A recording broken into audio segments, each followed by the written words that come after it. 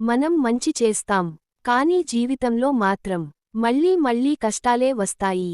అప్పుడు మనకి వచ్చే ప్రశ్న ఒకటే, మంచి చేస్తే చెడు ఎందుకు జరుగుతుంది? కొన్నిసార్లు అనిపిస్తుంది, నేను ఎవరిని నొప్పించలేదు, ఎవరికి చెడు చేయలేదు, అయినా ఎందుకు నాకే ఇలా? శాస్త్రం ఒకటి చెబుతుంది, ఇప్పుడొచ్చే కష్టం ఈ జన్మది కావచ్చు, లేక గత జన్మ కర్మ కావచ్చు. మంచి చేసిన వెంటనే సుఖం రావాలి అనుకోవడం మన ఆశ.